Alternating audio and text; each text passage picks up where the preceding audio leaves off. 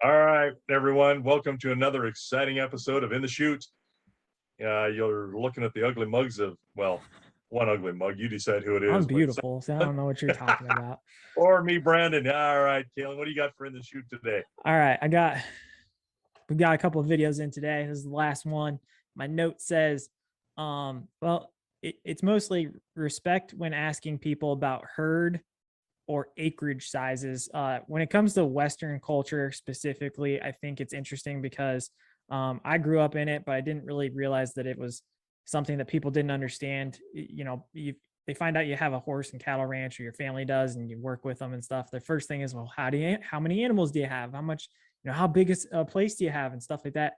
And it's a thing in the western part of the United States where it's just not that's not proper. It's not it like most people say, you don't ask a woman her age. It's the same thing with ranchers and farmers. Like, you don't ask them that. It's a thing for us. So why is it that way? And what, I guess, how do you react to that now? Because for What? me, I've accepted it as a norm from other people that they don't see it that way. So I just tell them, like, hey, yeah, this is what we do. This is what we have. But Well, and you know what? I don't think they mean anything necessarily by no, it in a way other than what is the purpose to ask that question? The purpose is, geez, how much money you got? How rich are you? yeah, it can be. Which Yeah. just, yeah, it can be. And I think for a lot of them, it's just a curiosity of, wow, do you have a lot? Or, it's genuine curiosity. So, and the amount of acreage is the same. That's definitely oh, you must have a lot of ground. You must be wealthy. And that's not the case. I mean, anybody who's in agriculture or attached to agriculture, it might mean you got a lot of ground. Oh, you might be deep, deep in debt. Yeah.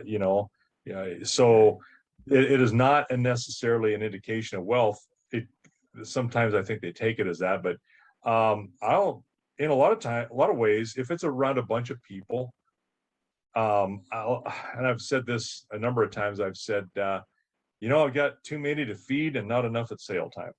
Yeah, that's a good way to put it too. you know and then if somebody's insistent, and I'll say, well, let me help you with something. In this part of the country, when you ask somebody that, it's very rude, and they're like, what? I mean, it shocks them. I say, yeah, what you're really doing is asking how much money I got in the bank without knowing that. And they're like, well, I didn't mean it like that. And it's, no, I know you didn't, but Well, I've heard other that's the people, I think it might have been you too, equate it to, well, when was the last time you and your significant other had intimacy, right. Kind of is. Yeah. When's the last time you betted your wife? I Mhm. mean, yeah, in a way, it's a personal thing that I think people don't realize it's as personal as it is, because it is kind of like asking somebody how much money they got in the bank. It's none of your damn business. And so as I've gotten older, I guess I've gotten people off to the side, and I say, hey, when you ask that question, if you ever ask that to somebody again, just know that it's a rude thing to ask. And then I'll tell them, I said, look, this is what we've got. I'll tell them how many acres that we've got, how many cows we've got, how many horses we've got. And I said, but that's not an indication of wealth. That's just what it takes to be able to do what we do, to scratch out a living every year based on our assets, or what, when they say asset, again, it's about how much ground we got, how much water you have, uh, how can you sustain this and still keep in business. So, and some of them are kind of they're kind of mortified in a way. Some, they're like, oh God, I did not mean to insult you. And I said, no, I understand. But just so you don't do that in the future to somebody else, and they poke you into the nose, because that can happen. I've seen some Well, tense situations and before. and I've also, like I said, I've been more on the East Coast for the past 5 years, and people, like you said, they just don't equate it to that. I think it's strongly a cultural thing, but Yeah. there's also a lot of people that just plainly aren't into agriculture, so they don't understand. But the other thing too is I've thrown it back at them, and I said, this is what we have. I said, but here's the other thing too to keep in mind.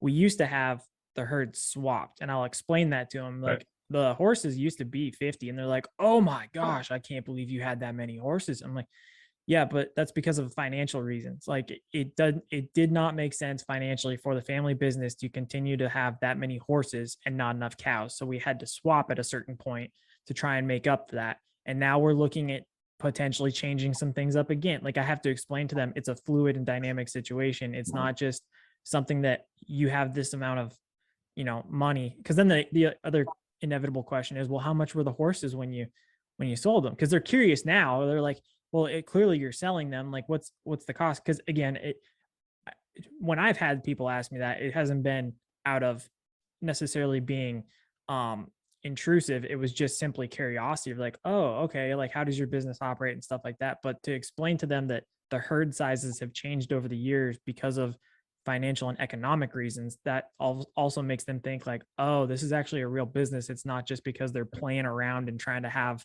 all these animals to do things with. Well, and it's really twofold. It's the economics of it is one, because they're like, okay, what are the markets doing? How is the economy? Can people afford to buy a quality Mhm. horse? Will they do it? You might have a smaller pool of people going, you know what, God, I'd love to have a horse, but I just can't afford it right now. Well, that means they're a buyer that's not buying. Right. And so with that, and then the amount of overhead in terms of time that it takes to produce a horse that's performing for someone, that's a significant amount of time and energy to do that. Where I can raise a calf, or we can raise a calf out of a cow, and in a year from the time she's bred till the time that calf goes to market in the fall. So you're looking at, you know, 18 months or about 14 months. Then I'm not handling that calf that much. Right. We're branding it, we're caring for it, we're calving it, and then we wean it. Where when you've got a horse that you've held for several years and fed it and cared for it and given it wormer and all of the care that goes to it and all the hay and grain, and then you start training it when it's a little over 3 years old, you've got a significant amount of money into it. Plus now your time, how many rides you're going to put on that horse, how long is it going to take you to get there? It is a lot of investment of your time. So when I was training and your grandpa was training and you and your brother were all training and we're swapping horses, and primarily he and I, because you guys were in school for part of that outside of the summer, you can train a good share of horses, and you can get them done up pretty well.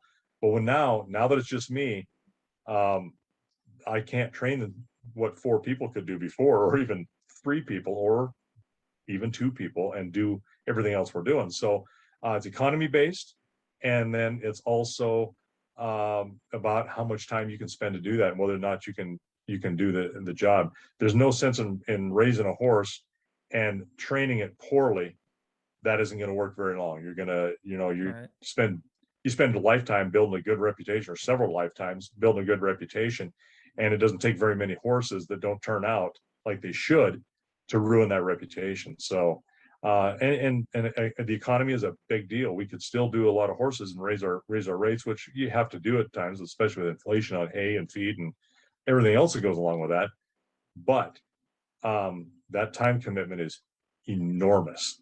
And when the economy is there and warrants it, yeah, maybe you can take on a couple more horses and go a little bit longer into the fall before they sell, because people will be there for the demand. But the cattle, you take a beating on them. Sometimes we lose money on them, but you know that you're gonna have something there for sale. Well, and to continue the conversation about herd size and acreage, looking at acreage, I think it's also important because, um, like many other people in the livestock industry, the majority of our quote land is not what we own, it's what we lease. Because to support the herd size, there's no physical way that we could support it just on the acreage we have. So I think that's another thing too, is people don't understand that just because you may have a certain number of acres that are underneath your name directly does not mean that that can support your business operations. You still have to, in a sense, rent your facilities in order to enable your operations. That's a good point. It isn't like, yeah, you have this acreage and it's all paid for, Right. and you don't owe anything. No, a lot of acreages are paid for, or you're paying for a lease. And it's the same way as somebody using a car to do a salesman's job. You're paying monthly or for a certain time for the ability to use that car to do your business. The same way this, you're paying for that rangeland to be able to graze your cattle. Same difference. That's a very good point, and it's good to break that down like that. Yeah. Well, with that, I think we'll just keep it a shorter one. Don't ask people herd size. Don't ask people acreage. It's not very nice. It's extremely intrusive. But unless you're in some places like where you're at, and you go, hey, I'll tell you, I got 10,000 cows.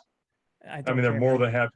There's some braggarts out there, depending on what part of the country from. Like, oh, shut up. There are, but then those are also typically the people that only show up to country concerts in cowboy hats and Wranglers when they're normally wearing polos and skinny jeans. So with that, we will put this conversation to pasture.